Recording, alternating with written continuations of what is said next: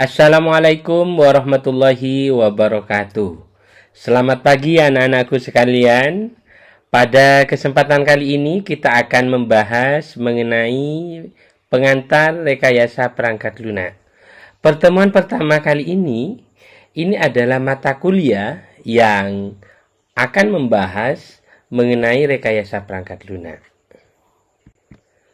Tujuan dari perkuliahan saat ini, kita akan memahami bagaimana pengertian dari rekayasa perangkat lunak, sekilas dari SDLC, dan urgensi dari rekayasa perangkat lunak. Pembahasan yang akan kita bahas pada kesempatan kali ini, bagaimana pendahuluan dari rekayasa perangkat lunak, terus definisi dari rekayasa, pengertian perangkat lunak, pengertian rekayasa perangkat lunak, bagaimana sih karakteristik perangkat lunak, faktor-faktor kegagalan dari perangkat lunak, terus rekayasa perangkat lunak hari ini, serta apa sih mitos seputar rekayasa perangkat lunak. Baik, pembahasan kita mulai.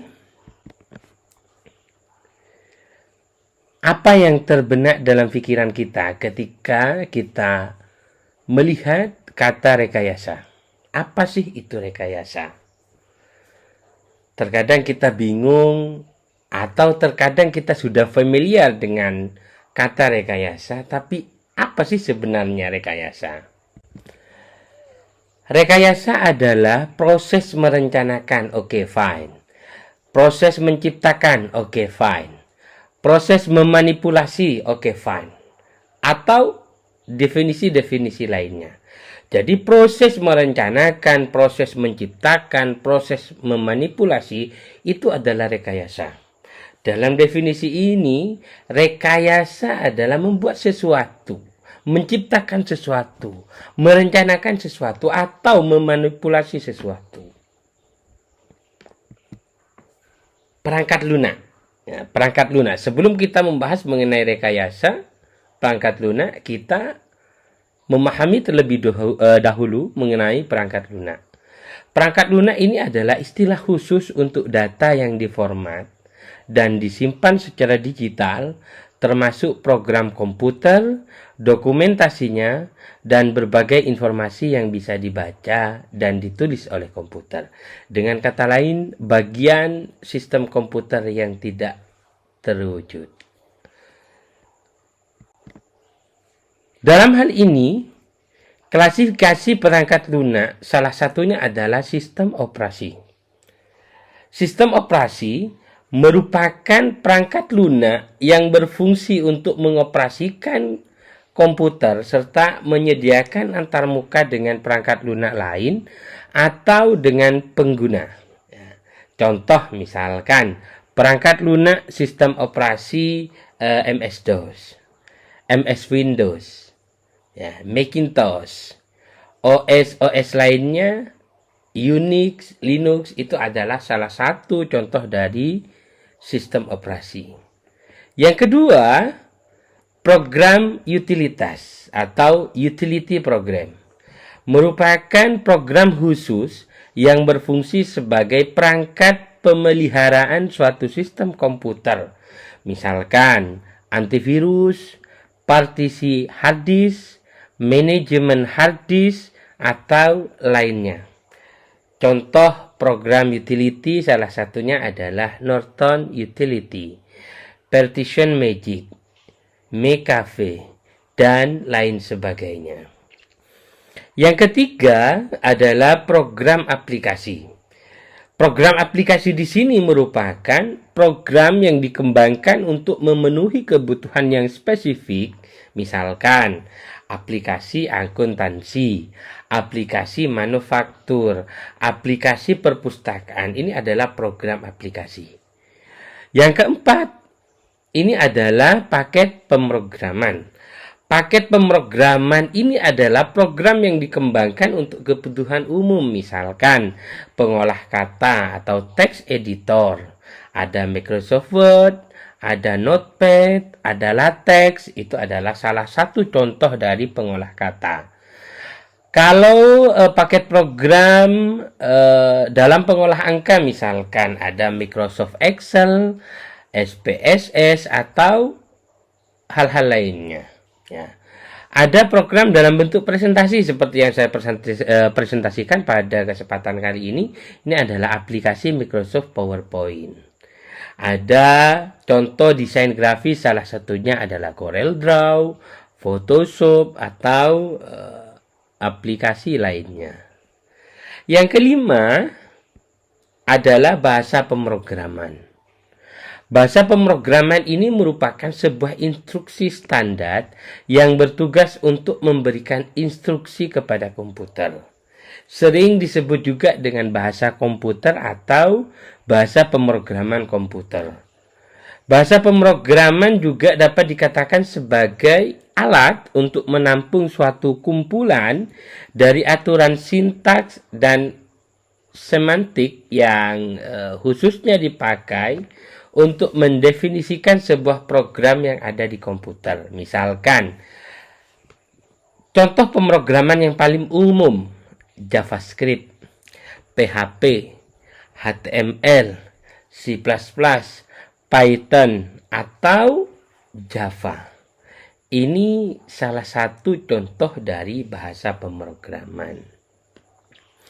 Selanjutnya, apa sih sebenarnya rekayasa perangkat lunak?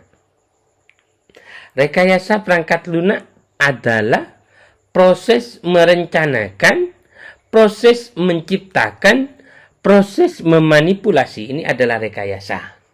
Sedangkan rekayasa perangkat lunak, ya, dari definisi perangkat lunak, ya, bagian sistem komputer yang tidak terwujud. Artinya proses merencanakan bagian sistem komputer yang tidak terwujud. Atau proses menciptakan bagian sistem komputer yang tidak terwujud. Atau juga proses memanipulasi bagian sistem komputer yang tidak terwujud.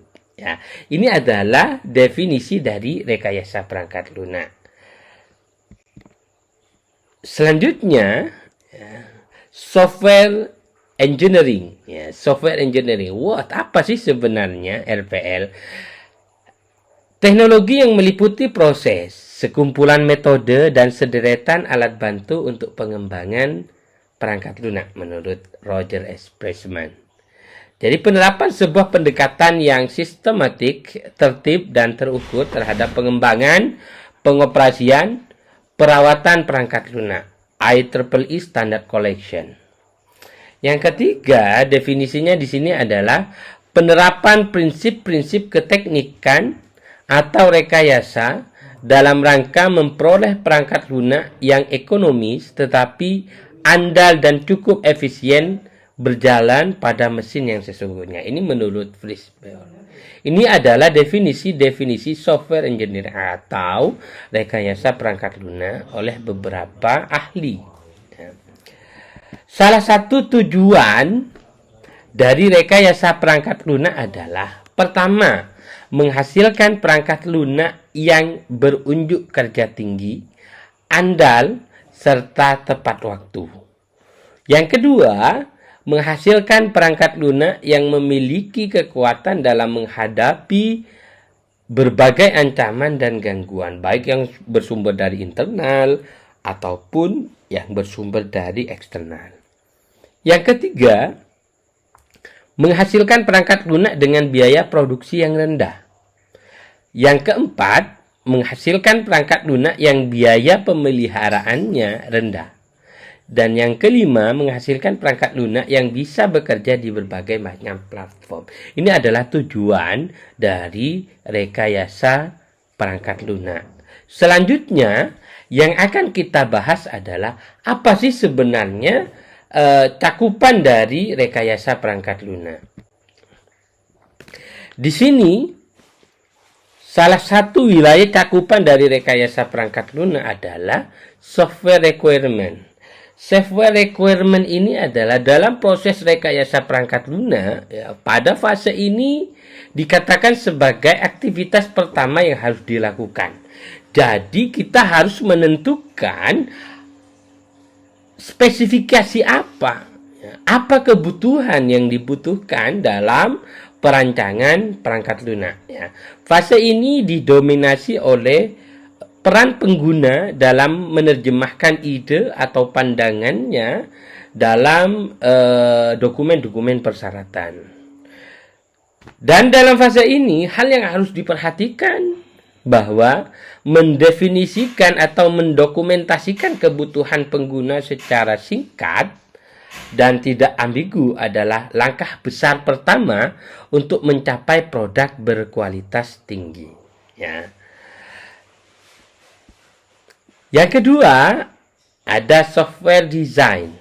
Software design ini secara umum meliputi proses penampilan arsitektur, komponen, antarmuka atau interface, dan karakteristik lain dari suatu perangkat lunak. Itu adalah software design. Yang ketiga adalah software construction. Kegiatan ini meliputi aktivitas yang berhubungan dengan hal-hal yang detail dalam pengembangan perangkat lunak, misalkan algoritma, pengkodean, pencarian kesalahan, debug atau pengujian testing. Terus yang keempat ada software testing. Secara umum kegiatan ini meliputi pengujian pada kinerja perangkat lunak secara keseluruhan. Pengujian perangkat lunak ditujukan untuk menentukan kebenaran, kelengkapan, dan kualitas perangkat lunak yang sedang dikembangkan. Yang keempat, software maintenance. Yang kelima, software maintenance. Pada software maintenance ini secara umum aktivitas mencakup upaya-upaya perawatan.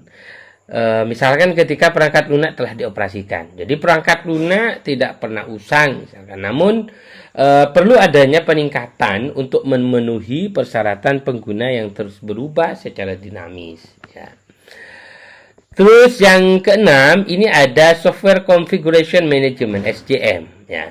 Ini adalah suatu disiplin yang secara sistematis mengendalikan perubahan yang terjadi selama proses pengembangan. Jadi SCM ini bisa dikatakan sebagai proses yang terpisah dari proses pengembangan, karena sebagian besar model pengembangan tidak dapat mengakomodasi perubahan kapan saja selama pengembangan.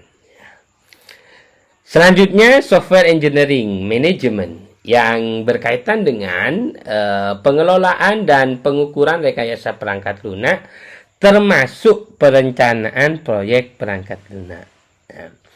Yang kedelapan adalah software engineering tools and methods yang mencakup kajian teoritis tentang alat bantu atau tools dan metode rekayasa perangkat lunak. Yang kesembilan adalah software quality yang menitik beratkan pada kualitas dan daur hidup perangkat lunak. Dan yang terakhir, engineering process. Engineering process ini berhubungan dengan implementasi, definisi, pengukuran, pengelolaan, perubahan, dan perbaikan proses rekayasa perangkat lunak. Mungkin ini adalah fase pertama dalam penjelasan pengantar rekayasa perangkat lunak. Untuk selanjutnya akan saya jelaskan pada pertemuan selanjutnya. Terima kasih yang sebesar-besarnya anak-anakku sekalian. See you next time pada pertemuan selanjutnya. Saya akhiri pertemuan pada kesempatan kali ini. Semoga kita dalam kondisi bahagia dan bisa beraktivitas sebagaimana mestinya. See you next time. Wassalamualaikum warahmatullahi wabarakatuh.